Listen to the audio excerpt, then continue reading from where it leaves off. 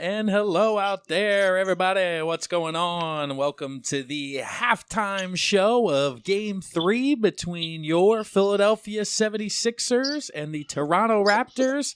Pags, the Sixers are currently up 11. It is 64-53 here at halftime. Bro, the center is rocking. The starting five is playing the best they've played together in weeks. And they're 12-4 when all five of them play together. That is a crazy stat.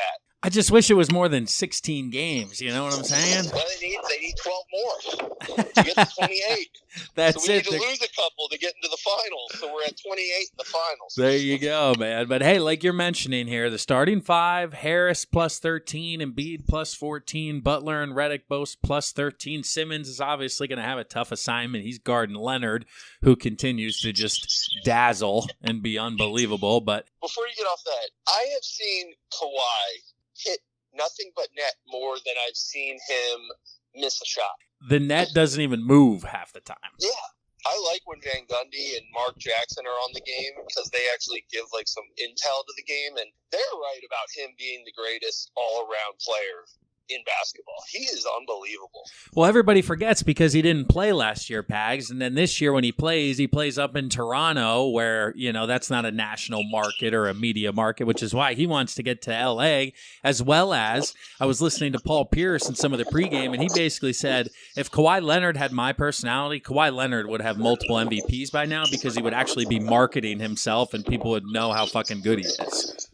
There's no shoe with just his signature on it. Just the truth. It was called Truth Serum. It was the segment they were doing. Oh, man, that's great. It was pretty good. Man, I couldn't be happier with how they're playing. Only 7 turnovers. That sounds like a lot, but that is way less than our average, which is great. I mean, at one point they only had 3, I think about halfway through the first half. Got to keep taking care of the ball. Joe's getting down low. Ben is posting up when Lowry's on him. This is how they need to play to win this series. Yeah, a couple takes from my side is the Sixers. I was honestly surprised to see them switch back to their defensive assignments from Game 1, putting Harris back on Siakam, although it hasn't been that bad tonight. I was surprised to see that, as well as from Toronto's side, dude. Their offense, especially in that second quarter there, was pretty much Kawhi Leonard pick and roll. And Embiid, when he sags off, man, I know they've showed this on the television, but Kawhi's mid-range is there for the taking because for some reason I guess Embiid doesn't want to show out and get beat to the rim, and you'd rather give up a 3 or a mid-range shot than a layup, I suppose, dude. But, like, those mid-ranges for Kawhi's are pretty much layups in their own right. Yeah, and Joe did a good job on a couple of times getting in his face, and he missed the shot. So they got to keep banging the offensive boards. Ben's doing a great job with just poking the ball out, not getting the stat, but keeping plays alive. That's what happened on that Jimmy Butler 3 that put him up 12. I'm pumped right now, and I hope the second half doesn't let me down. The crazy part about this series, Pags, is ultimately kind of looking at it is both teams are really only going 8 deep in the rotation. And somehow, some way, the Sixers bench is better / outperforming the Raptors bench when we were just like, good gracious, our bench stinks coming into this series. Look at Monroe's giving you solid minutes when Embiid goes down. He's going out there. He's hustling. He gets you a couple layups. His defense, the one time he had Kawhi on, it was when Kawhi went same foot, same arm up for the dunk, and I'm just like, wow, this is going to be 2 points because Monroe's going one-on-one with Kawhi Leonard. Yeah, I saw that too, and I even thought to myself, okay, we'll give him the layup and not the three-pointer. So yeah, I was like, come on, let him go to the lane.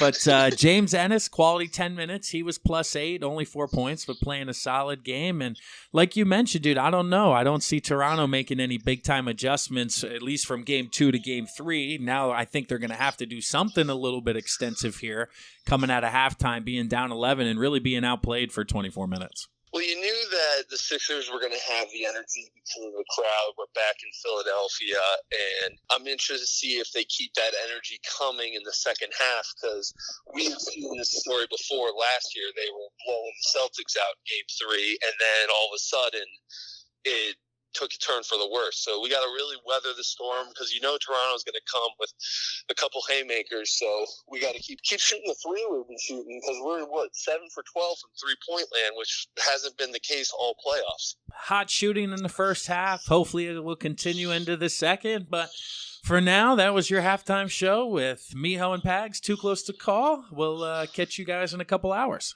See you guys then, hopefully with a win.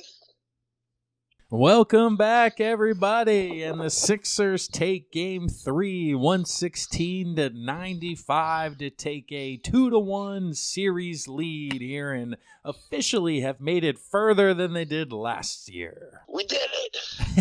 The process. Let's go. We're going to Game 6 at least. Oh, man. That was impressive tonight, Pags. That fourth quarter especially. The most dominating game. I don't count Game 5 against the Nets because the Nets had just given up on that. Toronto was playing their balls off, and we fucking took their soul there. It was a game through 3 quarters, and then the fourth quarter, Philly just said, nope, this is our house, and we're about to take over. You guys are officially done scoring points. They had 5 points in the fourth quarter before they took their starters out. That is unbelievable. And the one was a technical for Ben Simmons jumping and throwing the ball back at Siakam. Yeah, it's Siakam coming out of the quarter. Apparently he shot and he threw it back at him. How about Ben Simmons this whole night, man? What's your thing with Ben Simmons? Do you like kind of his pettiness of the Russell Westbrook era? He doesn't let you shoot the ball. Lowry, he jumped up. He kind of gave him the elbow that could or could not have been intentional to the groin, but we all know was intentional. You know what I'm saying here? What's your feel with Ben Simmons' overall kind of vibe? I think I've just kind of accepted the player he is. He's immature and young, and that's just who he is. He just does shit like that, and if he wasn't on my team, I'd probably fucking hate him. It's interesting, too, because deep down, there's a part of me that sees the relationship that's budding between Joel Embiid and Jimmy Butler. Even on, like, the post-game press conferences, they're always the two together, and Embiid's always saying something that Butler thinks is funny to make him walk away, and I'm, like, laughing, and nobody's saying anything, but the back of my head, I'm going, where's Simmons? I bet you Simmons at some points during the evening sitting around going, nah, these fucking guys getting all the credit again. Like, even tonight, you know what I mean? Simmons is doing it on the defensive side of the ball right now, and I just want Philly to give him enough credit so he doesn't eventually get pissed off because, 10 points again, and honestly, his over-under at Vegas was 10.5 because I saw that before the game and was like, oh, he's definitely getting over that. Well, no, he's not, but he's still playing great basketball in 36 minutes. And like we said at halftime, he's doing the things that don't go on the stat sheet. He's playing good defense against Kawhi. Kawhi Leonard, the way I'm looking at this series, we can give Kawhi 35. We can't give Kawhi 40 plus because I think their team kind of rallies around him. So if he gets his, Kyle Lowry hasn't done anything. Serge Ibaka hasn't done anything. You had a better game for Marc Gasol today, but this Raptors team, it's Kawhi, and then, what do you got? Siakam had an okay game, but nothing to write home about. We should win this series easily.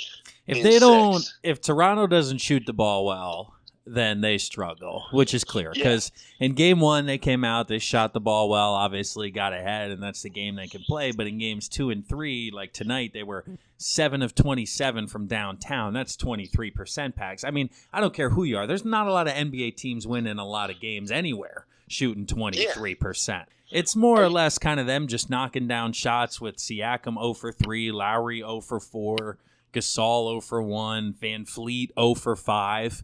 Like, they're just not making shots. Now, I don't think they're wide open shots. Obviously, they're contested. And if they continue to shoot 30-some%, man, to your point, this thing may be even over in 5. And Embiid sure put on a show with the windmill dunk and 3 for 4 from 3. And, oh, man, that was an exciting game to watch. Jimmy was all over the place. I don't know if he actually got the triple-double, but he got taken out too early to even get a shot at that. But 9 assists. 9 assists, 9 rebounds, 22 points. Embiid had 33 and 10. Harris had a loud 13. I thought he had more than 13. But he had a lot in the beginning, and then all of a sudden he kind of just tailed off and kind of let Embiid do his thing, which I think a lot of people did at the end of that game. And then JJ with 15. And like I said, Ben Simmons really playing the distributor, letting Butler, Harris, and Embiid kind of being the three offensive go-tos. And he's like, you know what? I'm just going to try to shut down Kawhi as best I can. Yeah, Kawhi looked a little off at least in the fourth quarter. So hopefully that continues. That's something to watch in Game 4. And now we have a 2-day break again. That's which is good man. for us because we got to beat the NBA, I guess. All right, 2 more days off. Sunday at 3:30, an afternoon tilt back at the Wells Fargo Center, where the Sixers will look to pretty much put this series into a chokehold, man. Get them down 3-1. Maybe steal back in Toronto. If not, feeling good because at the very least you got one more back at home where you can finish things up and moved on to the Eastern Conference Finals. That's it, man. 75% of teams that win Game 3 have won the series. That's a tell sign right there, so hopefully that's the case for the Sixers. Well, that's better than 50-50, so I'll take them, Pags. Amen.